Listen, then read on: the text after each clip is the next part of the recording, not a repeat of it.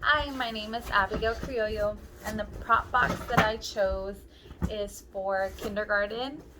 And I chose a bakery prop box because I feel like it's a very good way for kids to be creative and use their own imaginations and designs for different things. So in my prop box, I have different trays so they can do cakes or cupcakes, and I have a confetti pancake, some for cupcakes, blueberry muffins, and I also put some really. She has sprinkles too. Yes, I have different sprinkles. You want to start making yours? I have a bowl. I have different mixers and spatulas that they can use, as well as a bunch of different measuring cups in different sizes. And I feel like this is also really good to implement to get them ready to start learning things in math. I know they're not going to learn measuring right away, but just being familiar with it, when it does come along to that point, they'll say, hey, I know how to use these, or I used these when I was baking. And then that's a funnel.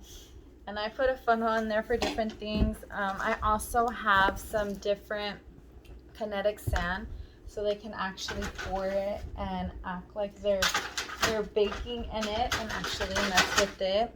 I put this is fake eggs, so they can know that, cupcakes and things, they can play around with different ingredients, oil, sugar. We have different frostings. This is a spray frosting. This is a real frosting.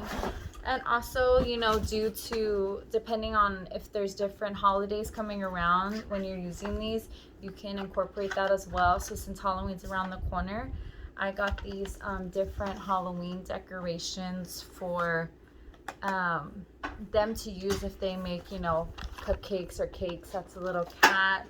I also have letters, so maybe if they're learning different letters at the time or certain letters, they can recognize them and, use them if they want to put on their cakes or whatever they're making.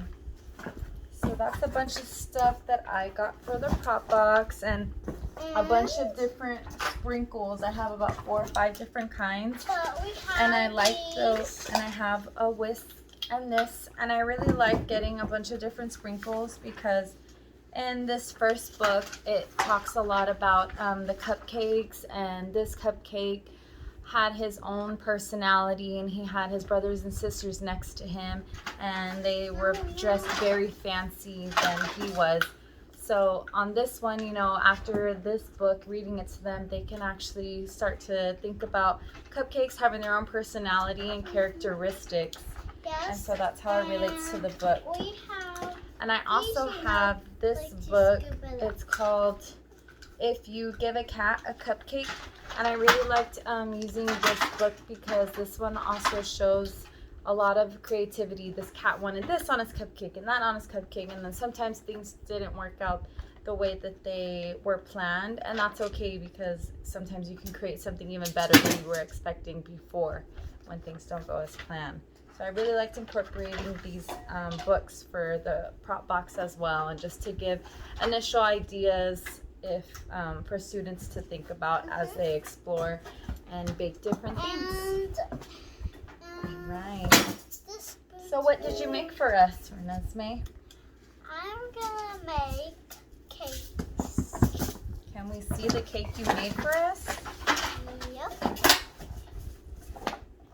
So first, I'm gonna to make this. How will we make it? Is this the cake that you made? Yeah. You want to show the camera? Yeah.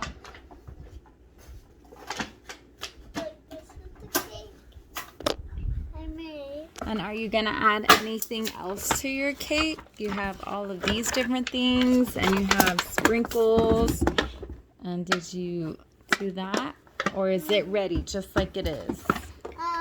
It's not really ready. All right. This is my brother. Just like. Well, we'll let you make your cake, and we'll come back to see your finished results in a few minutes. How about that? All right. Let's see. All right. Thanks, guys.